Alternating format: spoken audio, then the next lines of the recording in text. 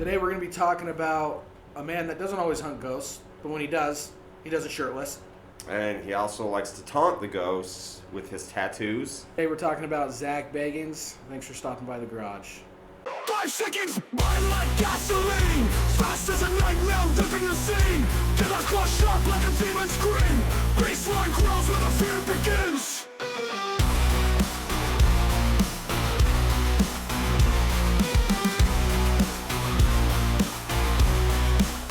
5 seconds. Fast as a nightmare, living the scene. Get us crushed up like a demon scream. Baseline growls where the fear begins. Come to the garage. Meet the ghouls. Enjoy the gore. Enjoy the gore. Born April 5th, 1977 in Washington, D.C., Zak Bagans is an author, a museum owner, and most notably, a paranormal researcher. He claims what got him interested in the paranormal world were some things that happened to him as a child, including a spirit of a woman waking him up at 3 a.m. by screaming his name. That went on for a week. Apparently he got visited by numerous, creatures, and these paranormal incidents apparently have followed him his whole life. Zak studied film at the Motion Picture Institute of Michigan. So with his interests in the paranormal and with him going to film school, it only made sense to pick up a camera and go try to find ghosts. Right. So he hooked up with his friends Nick Groff and Aaron Goodwin in Las Vegas in 2004, and they started visiting haunted locations. Yeah, I remember when that started coming on. Yeah. Would you do that? Yeah, that'd be fun. It does seem kind of fun. Yeah, I mean, I don't know. I believe in all that, but some of the big name shows, I just kind of look at it like, It's a TV production. Yeah, it's very much a reality show. Yeah, dramatized. It seems like it'd be a lot of fun though. I don't know how well all that equipment really works. Yeah, I know. It's always hit and miss. Yep. So the Travel Channel released the documentary as a late night special, and the ratings were so good that they decided to reformat it and turn it into a TV show.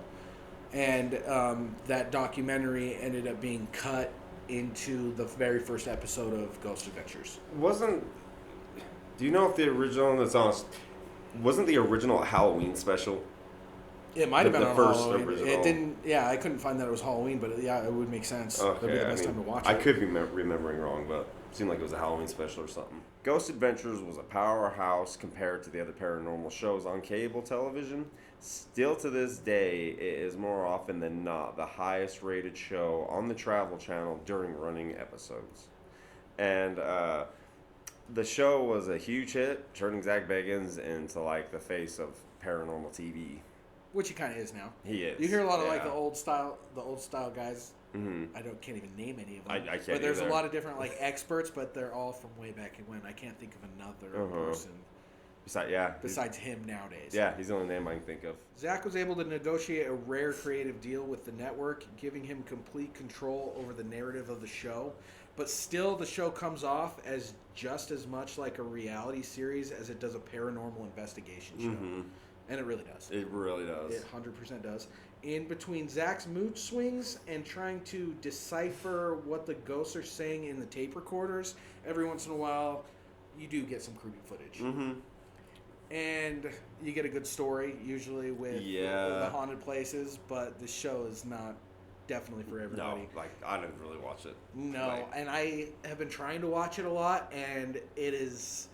I mean, it's kind of funny, and then every once in a while you do get something creepy, and you get the haunted places where it's like, some of them it's like, oh, I'd go check that out. Yeah. But for the most part, it's not. I don't understand the huge following for it. Yeah, and he's so over dramatic all the time, it seems like. Yeah. He's just like reality TV. Yeah. And you get some weird side stories in there, too, about them having like drama and all this shit. Haunted Jersey Shore. Yeah. I got a buddy at work named Jaden who... he says he literally watches it as a comedy. He watches it just for laughs. Yeah, But his lady is completely serious about it, supposedly. And I'm she sure. loves it. I think that's what he said, or maybe it was somebody else's lady that's like really loves it. But really I know that he do. watches it as a comedy. Oh yeah, good laugh. Zak's supporters see him as fearless and authentic, where his critics label him theatrical and exaggerated. One minute he's yelling at his crew members, and then the next he'll say or do something that makes him seem like a genuinely good person. But he's been quoted as saying, "The darkest time of anyone's life is knowing you have a purpose, but not knowing what that purpose is." And he's also been quoted as saying, Not a bad quote. No, I mean, yeah, that one's actually kind of true. Yeah. That one's actually kind of true. Now, the other quote is, "This guy is looking at me like I'm a freak just because I can lift 65 pounds with one arm." And Carl, you're a gym guy. Yeah, I like going to the gym. Is that like something that people see and they're like impressed with? No, I doubt it. I mean, I doubt it. He is a big guy though. Like, yeah, exactly. He's pretty fit, dude. The Like you can tell he's into fitness and shit. Well, yeah, the first video I ever saw of him was him taking off his shirt to like offend the ghost. Oh yeah. My tattoos? Do you not like my tattoos? It's just Yeah, I know that one too. And he's got like this fresh. It looks, I don't know, I'm sure he's had it the whole time because he's had the little neck thing, but it was like, he definitely was like, it's like zooming up on the tattoo, showing all these different angles of it and shit. And he's like, get my tattoo. And I noticed, because I watched that, it was one of the ones I wanted to rewatch. And so I rewatched that episode, and he, like, obviously knows he's coming off as a jackass and doesn't want to be like, I'm doing this to show off my tattoo, even though he clearly is. Yeah. Oh yeah. But like, there's a little like pause moment, and then he narrates it. Just so you know, I'm doing this just for the ghosts. Yeah. Really? Yeah. All right. And if you've ever noticed Zak Bagans, if you've ever watched it and listened to him, like the more I was watching it, he sounds exactly like Owen Wilson. Does he? Yeah, him and Owen Wilson have the same voice. Every time I hear him, he's shouting. So. Wow, ghost. Wow. Wow. I'm Zak Bagans. Wow. Welcome to Ghost Hunters, or whatever he says. I don't know if this sounds like Owen Wilson, but I'm trying. Hate him or love him, he is a modern day staple in the horror community. Mm-hmm. Very true. Yeah. Because not only does he do Ghost Adventures, but he's had 5 different spin-off series, which are all basically the same thing as Ghost Adventures. It's the same show. And he's even made a feature documentary called Demon House. I've heard of that one. I watched it, and it was a complete waste of time. Oh, good to know. Good to know. It was like, it like kind of was advertised as being like too scary for TV and this and that. And I think the whole reason they made it was so he could make money back on buying this house.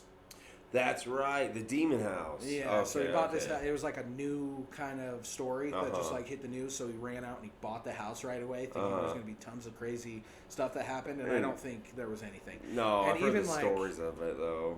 In the show, I literally felt like it was like them building up to this night where he was going to spend the night alone in the house, and then he kind of is spending the night alone in the house, except for obviously his crew and probably unless it's hidden cameras or something, but.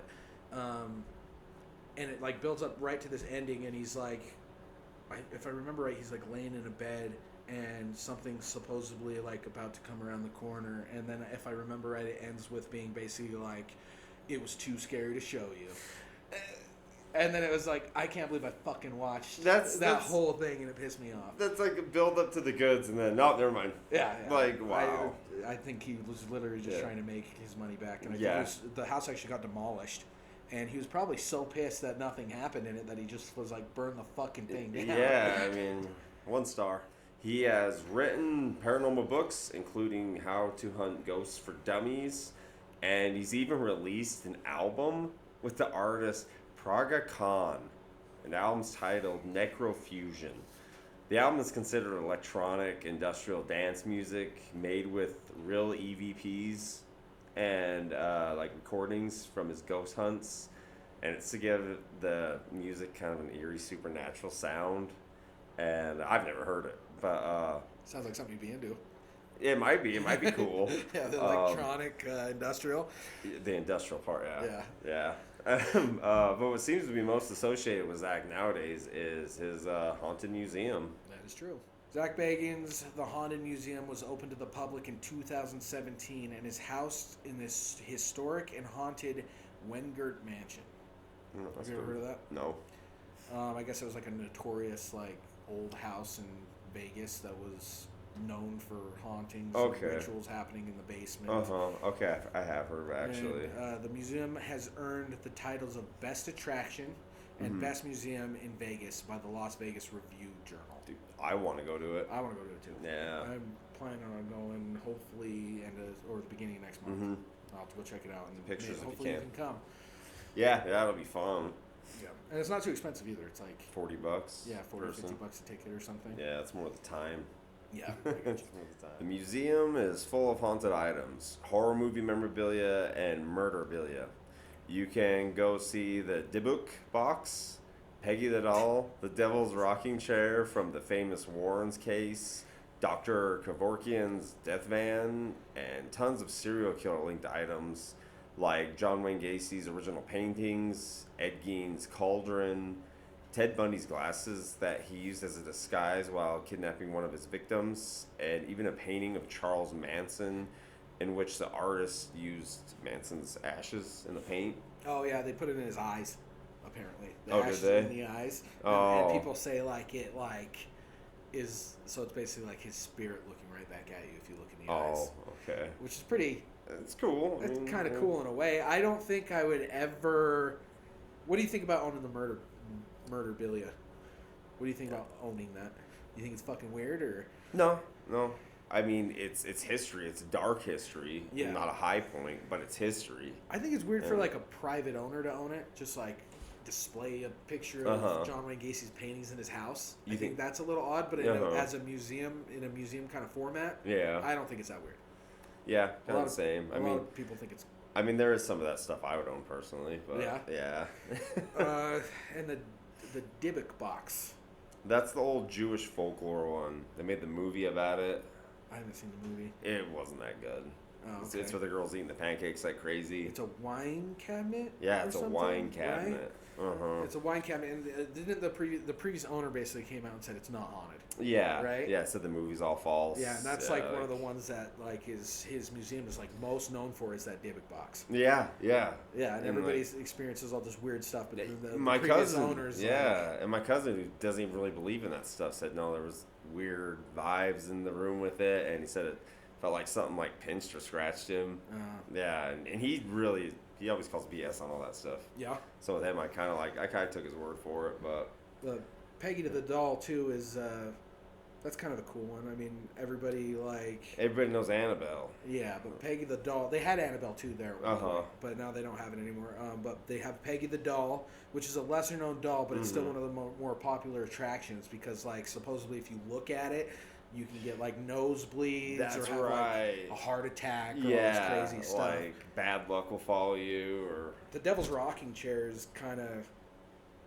There's really nothing really cool about it. It was something that somebody sat in during like an exorcism or something like that. I'm not really sure, but I remember being not too impressed with it. But there's this weird coincidence with it where the day that Zak Bagans bought that, because it's linked to a Warrens case, because who's the female Warren?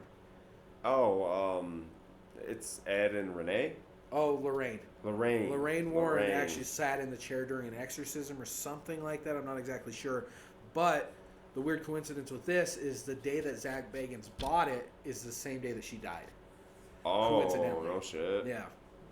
And then Dr. Kevorkian's death van, and I bet if anything is haunted in that place, it's got to be that. Oh yeah. I mean, would he take him into the van and do that? it? Yeah. He was like a mobile assisted suicide doctor's office. Yeah. I don't know if you just pull up at your house. That'd be kind of scary. I know, right? Yeah. They're here to kill you. Right, yeah. But some of the other stuff, too, like Ted Bundy's glasses. Yeah, see, like, that I get seeing, you know. I mean, he's one of the most notorious serial killers. Like, I heard, I'm not sure how true it is. Maybe in the comments people can tell me. I heard Jonathan Davis of Korn owns his bug. I've heard that too because he's a big collector. Yeah. At one point, he had a very large collection. Yeah, like Dahmer's freezer. I heard at one point he had, and this was years ago when I heard he had all this. But the paintings are pretty pretty crazy too. Like, Oh, yeah. I was looking at a walkthrough through the museum, and the famous one that John Wayne Gacy painted of him as a clown. Yeah, Pogo. He has the original one. See, that I get, you know. Yeah. I mean, it's sad it's worth so much because Gacy was a piece of shit, but... Yeah. And even you like know. the cauldron of Ed Gein. Yeah. They don't know for sure if anybody's been cooked in it, but I'm pretty sure if Ed Gein owned a cauldron, Yeah. he was probably taking boiling flesh off of the bones Yeah, he's and making everything. bone furniture. So that could definitely be haunted. I don't see why not. Like, That's pretty... yeah. Yeah. Other things... God, I'm trying to think of other things that I saw that was on there. He had like some... There was a serial killer that apparently wore like a clown outfit while he was killing people. Uh-huh. Or a Santa outfit. The Santa? Yeah, have you heard of this guy? Yeah. Okay, so he would dress up in that. He has the same thing that he would wear every time he was killing somebody. Okay. I heard that's what the 2012 remake of Silent Night, Deadly Night was more based off of that dude than the actual movie Silent Night, Deadly Night. Oh, really? Yeah. Okay. Yeah, the remake's brutal. Did you go see the remake? No, Oh, it came out in like 2012. Like, Oh, you're talking about that remake. Yeah. But not the newest one. Okay. No. Yeah, because it's been remade twice. Yeah, it has. Yeah. Same with Black Christmas. Yeah. And like every remake gets worse. Yeah, they do. Yeah. Some visitors find the museum disrespectful or theatrical, where others find it interesting and immersive. One of the biggest controversies of the Haunted Museum is its authenticity surrounding its paranormal aspect. Mm-hmm. Most people leave feeling satisfied, while other people feel underwhelmed. But then there's the few that actually like experience something of the paranormal nature. Mm-hmm. Bagans has stated that medical emergencies and even deaths have occurred after visiting the museum. These claims are heavily disputed, but they do require a paranormal haunting waiver to enter the building. That's what I've heard. Which is probably maybe just some theatrical thing to scare people before they go in. Yeah. And if you do sit and, like, if you were to sit and scare somebody right before, like, you could die going in here, then that could explain a lot of the anxiety and it's crazy gonna heighten things that a lot of happen. that. Like I said, the faith I have in that, I'm sure it does with some people, was just like I said when my cousin and his wife went there. They both kind of said, yeah, it felt odd. Yeah. You know. There might be some kind of presence. Yeah, yeah. And that's what most people record is like some odd presence or weird feeling. Mm-hmm. But they've never actually like... I've Saw never some seen a demon. video... Yeah, I've never seen a video of any proof, and I've never even seen like a video of like a famous like politician or doctor or anybody that's not an actor really say anything that like it's haunted or anything. Yeah. I don't know if you have. Well, I wouldn't trust a politician anyways. But... Well, yeah, but I'm just saying, like a respected individual, you know what I mean? No, there was some show where celebrities and famous people gave their haunting accounts. Yeah, but that's what I'm saying. They're like celebrities and famous people, and when you look at them, it's like Jelly Roll's wife. And fucking like other paranormal researchers and like some actress that you like barely. Yeah, I mean, I heard really heard of. I heard there's the Tate house, the Sharon Tate house where the Manson went in and killed everybody. Yeah, I heard there was lots of paranormal activity there. Like someone always said they saw a woman handcuffed to the stairway banister. Okay. But last I heard, it's been some years, but the people living there now said they've never experienced anything. Yeah. Yeah, some doctor. Yeah, it's same thing with like the Amityville. Oh, horror Amityville house. Horror, yeah. I heard they tore it down. No way, really? Yeah. I didn't know they tore it down. I have to double check, but yeah, I heard they tore it down. Oh, that's crazy. Right. That's history right there. I know, like, because a murder really did happen there. Yeah, the murder in that one is actually like, I think that one is the most paranormal odd thing about it. That you can go from room to room and shoot and not everybody have in one their person bed. wake up. Not one person wake Yeah, up. 6 people. But as far as the story goes afterwards, I think it's bullshit. Like, and yeah, I watched a thing on them, and the DeFeos was the family that was murdered, and it was the Lutzes that moved in after, and in the documentary, they're both still like, no, it was bad. Like, the wife's all on oxygen and shit, but they were there 28 days. See, and one of the documentaries that I saw was like about the son when he grew up. And that's what made me, one of the things that made me not believe that it was haunted was because it's like the youngest son.